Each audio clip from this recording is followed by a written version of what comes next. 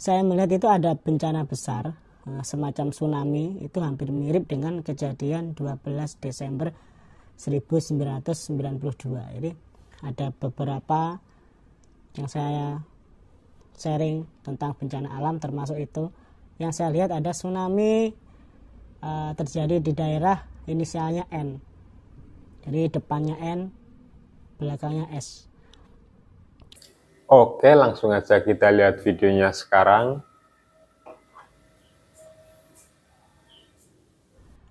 Halo semua teman-teman, sahabat-sahabat, saudara semua.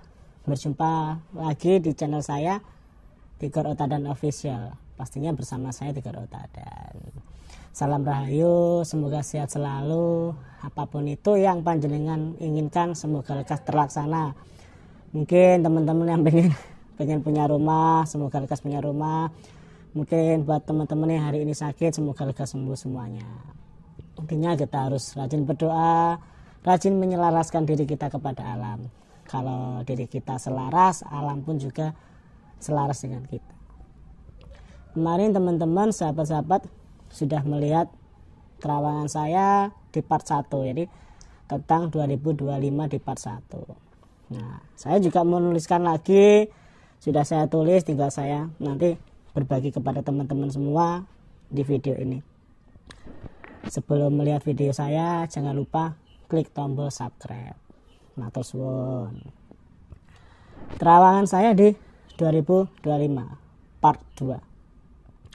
Saya melihat itu ada bencana besar, semacam tsunami, itu hampir mirip dengan kejadian 12 Desember 1992. Jadi ada beberapa yang saya sharing tentang bencana alam, termasuk itu yang saya lihat ada tsunami terjadi di daerah inisialnya N.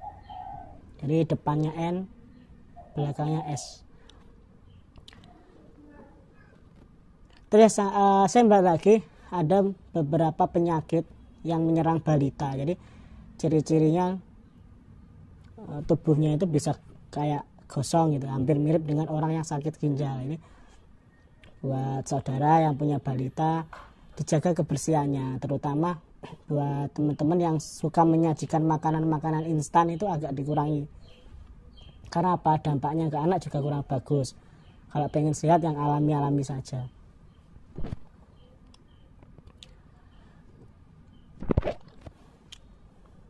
Saya melihat lagi ada kebakaran besar. Jadi ada kebakaran besar. Kalau dilihat dari lokasinya itu semacam rumah sakit. Tapi saya menerawangnya, dilihat dari kejadian-kejadian di situ, bisa jadi itu rumah sakit jiwa. Jadi kebakaran besar di salah satu rumah sakit jiwa yang ada di Indonesia. Selanjutnya saya juga menerawang ada kejadian yang sangat miris sekali. Saya melihat sebuah PHK besar-besaran, pemecatan besar-besaran yang terjadi di perusahaan-perusahaan besar di Indonesia. Jadi dari dampak pemecatan tersebut, dari dampak PHK tersebut, banyak sekali buruh-buruh, karyawan itu yang kayak meluapkan emosinya, menuntut haknya, karena ada beberapa mereka yang haknya itu tidak dipenuhi dalam perusahaan tersebut. Jadi pesan saya ya kalaupun ada hal yang kurang adil, disampaikanlah yang benar. Jangan sampai nanti ada anarki, sampai ada beberapa yang merusak atau apa, itu kurang bagus sekali.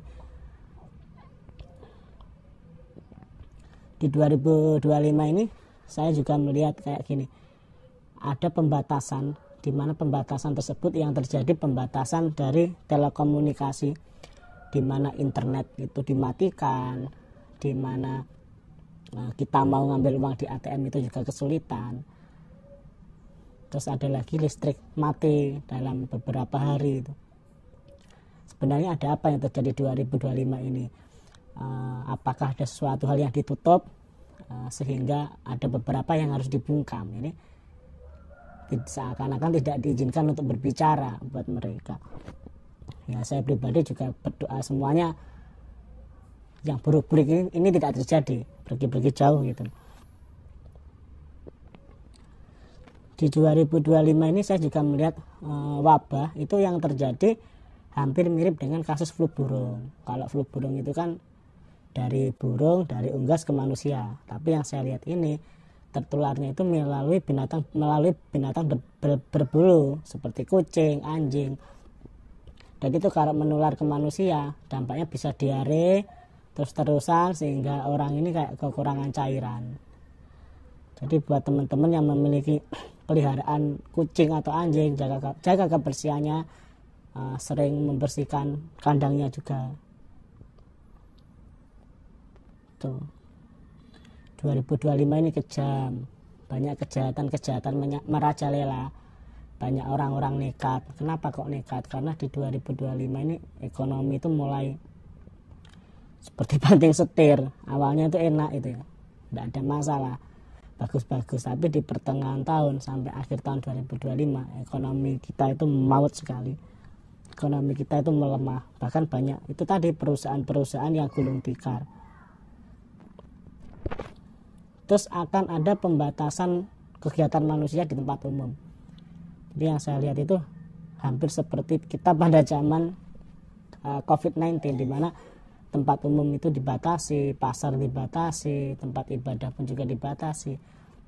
Yang saya lihat itu di 2025 ini entah di pertengahan atau akhir ada kejadian ini. Jadi kayak dibatasi. Mungkin salah satu cara untuk tidak tertularnya apa, saya kurang paham di situ.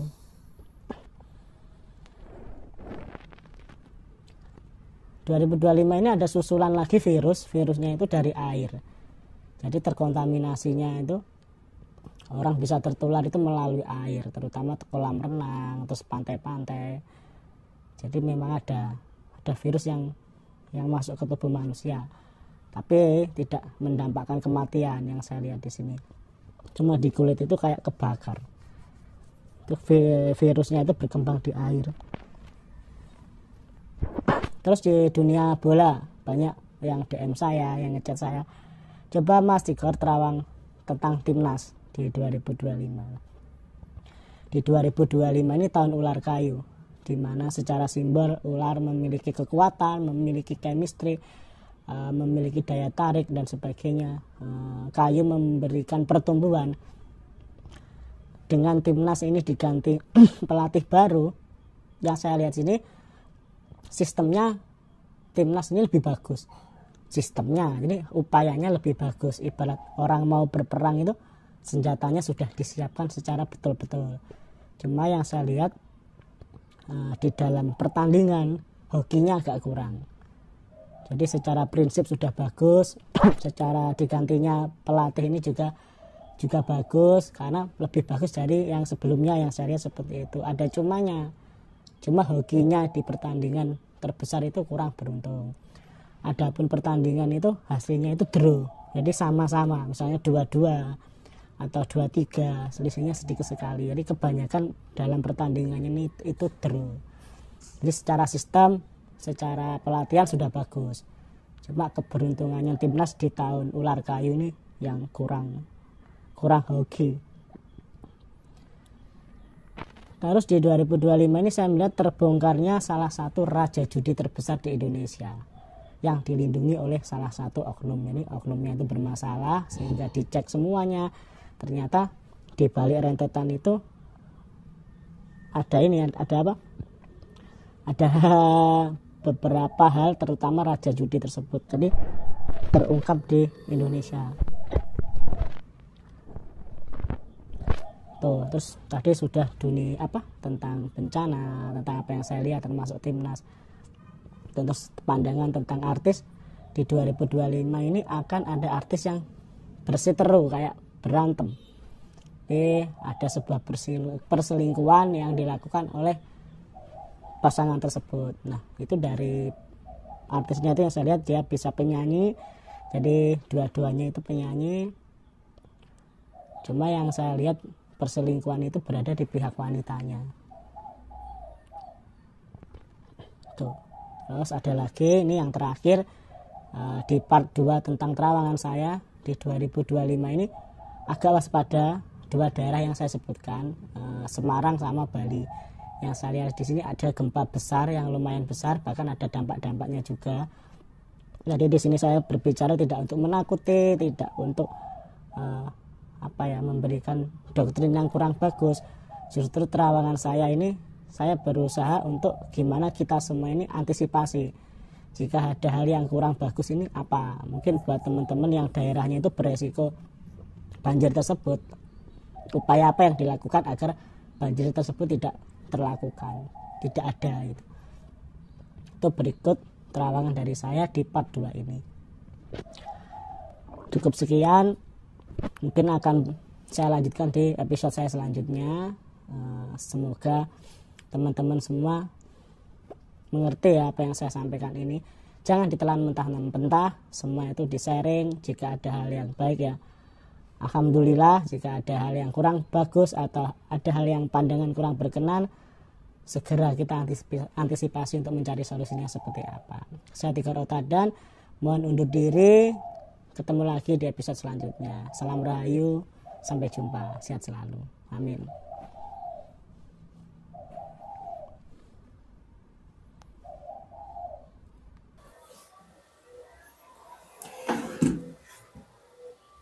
Oke teman-teman, seperti itulah videonya. Sampai jumpa di video-video selanjutnya. Dadah.